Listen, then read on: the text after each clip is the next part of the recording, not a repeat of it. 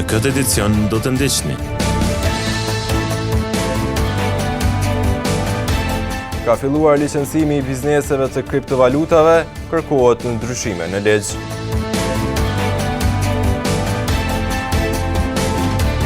Shoferët nuk ndalen në vija të bardha, këmbësorët kalojnë aty ku s'ka vend kalim.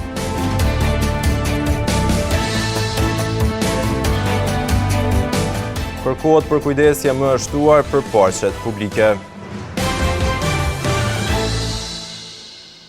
Përshëndetje, po fillojmë edicionin qendror të lajmeve këtu në televizionin Syri. Në kuadër të zbatimit të planit operacional për mbikëqyrjen e tregut, disa biznese në Kosovë që ushtrojnë veprimtari në fushën e kriptovalutave dhe këmbimoreve janë mbyllur së fundmi. Kjo po ndodh për shkak të nisjes së fazës së licencimit të bizneseve të kriptovalutave, ndërsa njësit sugjerojnë përmirësimin e ligjit. Disa biznese që ushtrojnë veprimtari në fushën e kriptovalutave dhe këmbimoreve janë mbyllur së fundmi në Kosovë nga Inspektoriati Qendror I Mbikëqyrjes së tregut. Ky proces po bëhet në kuadër të zbatimit të planit operacional për mbikëqyrjen e tregut që do të inspektojë mbi 268 biznese të regjistruara në Agjencinë për Regjistrimin e Bizneseve të Kosovës. Labinot Bajrami nga Crypto Albanian thotë se Kosova është ndër vendet me interesim më të madh për kriptovaluta në rajon dhe Evropë. Kosova prej vitit 2014, prej kur kanë fillu me prodhu Bitcoin edhe Ethereum në mas të madhe, përrin në përqindje të adaptimit të kriptovalutave. Edhe tash, normalisht është prej të parave në rajon, realisht është e dyta në Evropë mas Ukrajinës. Për tu licencuar nga Banka Qendrore e Kosovës duhet fillimisht të paguhen 5.000 euro për aplikim, kështu bën të ditur Bajrami. Shumica e këmbimoreve veç janë në proces të licencimit, fillimisht dëshme I pagu 5.000 euro për aplikim për me u licencu, pastaj janë 160.000 euro që dëshme I pas depozit në xhirollogarin bankare të qasaj kompanije. Këto janë pare të kompanisë, të këmbimores që da licencohet, mirë po në rast se këmbimore në të ardhën bën naj gabim ose naj mashrime tjera, atëre kjo shumë e pareve ka me u përdor për me imbulu humbjet e klientave të cilët janë dëmtu. Bajrami gjithashtu shtoi se në disa nene vështirësohet qasja e kompanive të mëdha në Kosovë në tregun e kriptos. Me ardhjen e ligjit edhe me disa nene që janë ato, kjo e vështirëson pak qasjen e kompanive të mëdha në Kosovë në aspekt të kriptos.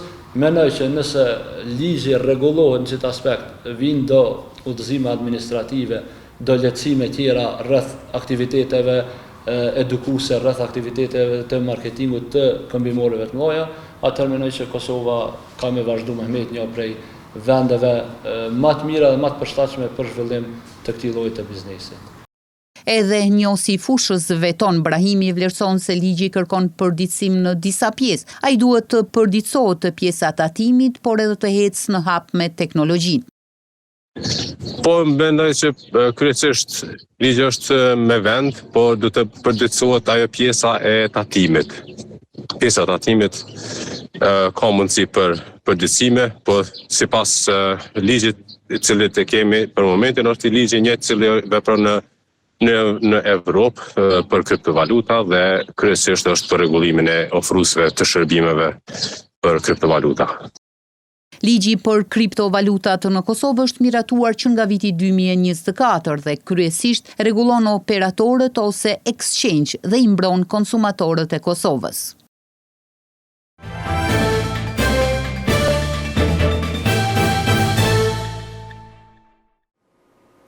Në një nga rrugët e fshatit Moglis, pas ditën e sotme, tela të rrymës elektrike bashkë me trafon u po antejen në tokë.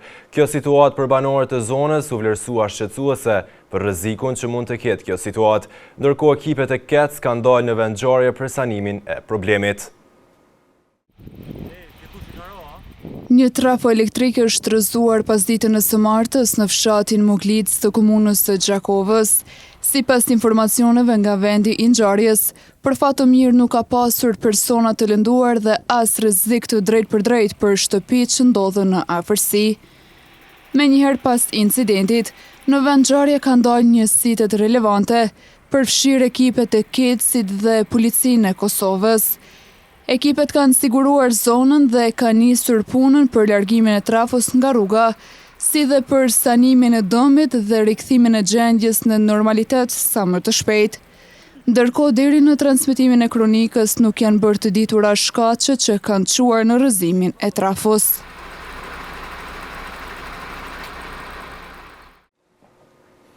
Jo të gjithë janë të kujdesshëm në respektimin e vijave të bardha. Ka raste kur ngacësit nuk ndalojnë, por ka edhe të tjera raste kur vetë këmbësorët janë të pakujdesshëm gjatë qarkullimit në zebra.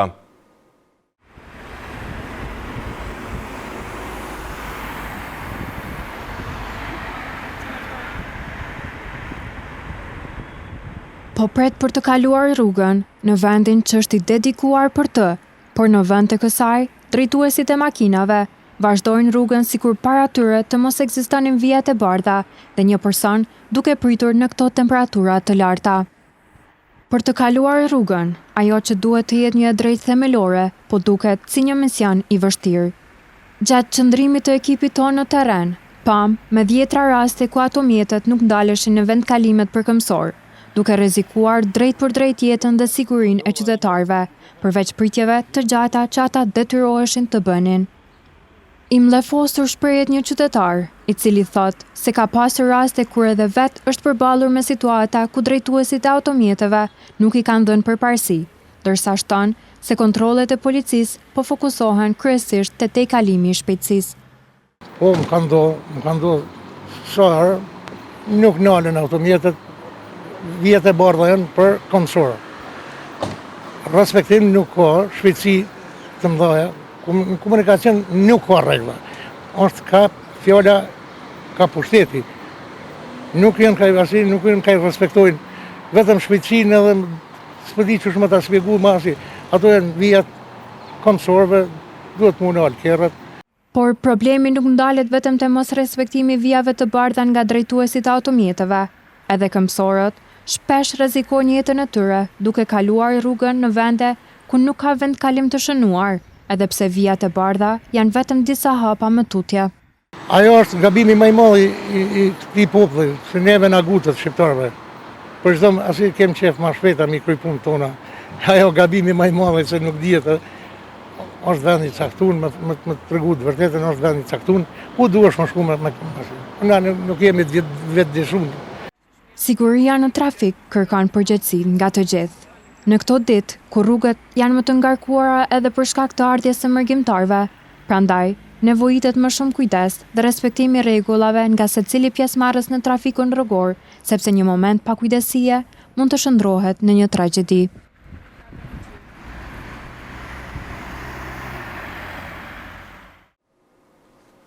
Gjatë ditëve me temperatura të larta, natyrë shëmshtohet edhe nevoja për hapësira me më shumë freski. Materiali përgatitur nga ekipi ynë na tregon se cila është gjendja e parqeve gjatë kësaj të marte dhe sa komuniteti duhet ndihmuar për mirëmbajtjen e tyre. Në disa pjesë të qytetit të Çakovës, parqet po përballen me tharje të barit dhe mungesë të mirëmbajtjes. Temperaturat e larta të ditëve të fundit kanë ndikuar në përkeçësimin e gjendjes së sipërfaqeve të gjelbra, ndërsa në disa zona vërehen hapësira të dëmtuara dhe pa gjelbërim. Një qytetar të cilin e takuam në parkun e qytetit shprehu shqetësimin për gjendjen aktuale të parkut. Për kapacitetia nuk mujmë me fajsu kërkon për pas vetveten, të nisë prej vetvetit e tjertë për mas, sa ne jemi popull si prodhojmë për llok të madh. Gjatë ditëve me temperatura të larta, natyrë shëmshtohet edhe nevoja për hapësira me më shumë freski, prandaj nevojitet më shumë mirëmbajtje, sidomos tani gjatë sezonit veror. Temperaturat janë shumë të larta dhe hapësirat të gjelbra ka nevojë për ujitje dhe kujdes. Siç mund të shihet edhe në syrin e kamerës, ka pjesë të dëmtuara që kërkojnë ndërhyrje.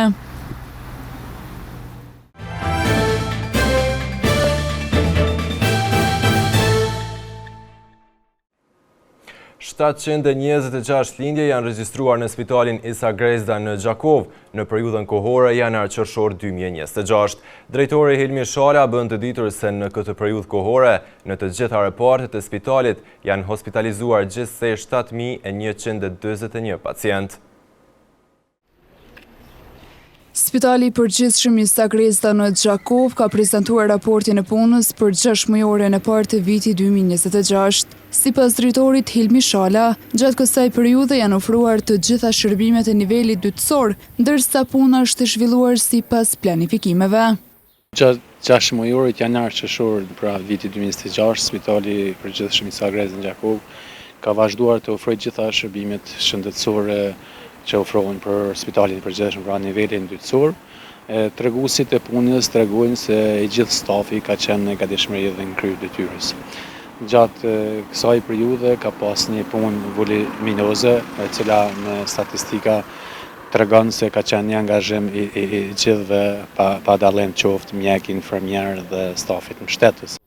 Drejtori i spitalit Shala ka treguar edhe të dhënat mbi numrin e pacientëve të trajtuar, vizitat specialistike dhe shërbime tjera të ofruara gjatë 6 mujorit të parë të këtij viti. Gjatë kësaj periudhe ne kemi pas afërsisht 7200 pacientë, të cilët kanë qenë të shtrirë në spital dhe që kanë marrë mjekim që janë trajtuar në Spitalin e Gjakovës. Kemi pas afërsisht 54.000 vizita në ambulancat specialistike, pra vizitat në ndryshme. Nga këto kanë qenë afërsisht 3.000 CT-ja, pra kanë qenë afërsisht 9.000 rentgene, më shumë se 240.000 analiza laboratorike, pra në parametra të laboratorit.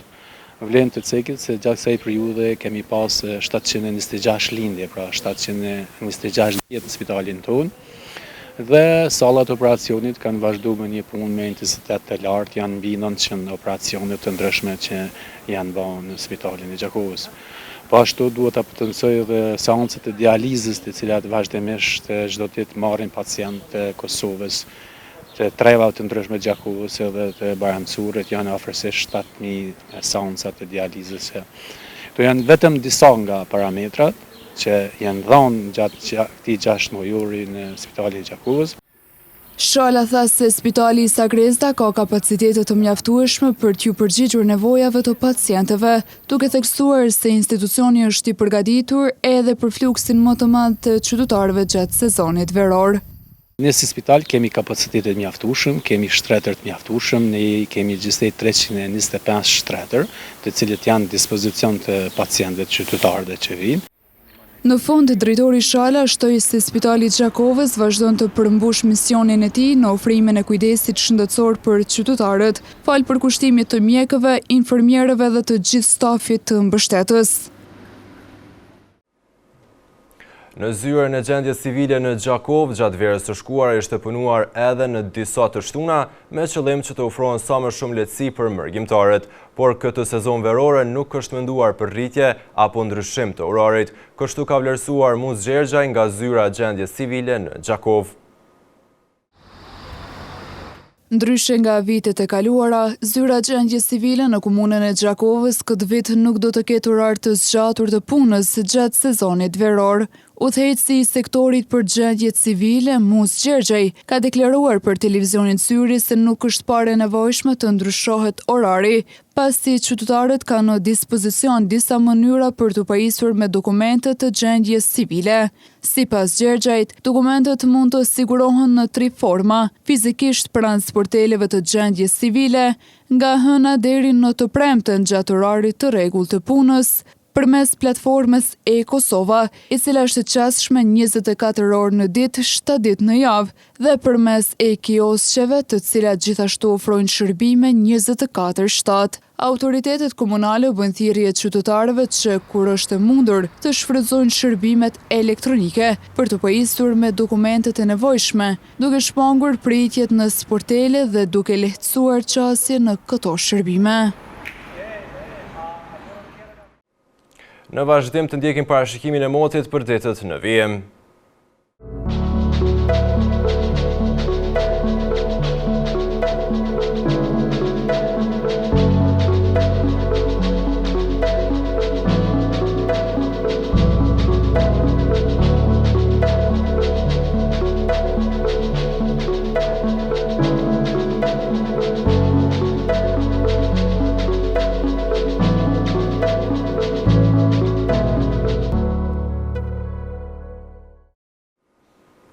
Para se të ndami të ndjekim edhe një artikujt kryesor të këtij edicioni.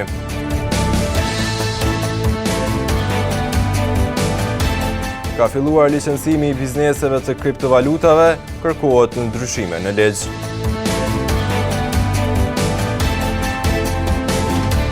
Shoferët nuk ndalen në vija të bardha, këmbësorët kalojnë aty ku s'ka vend kalim.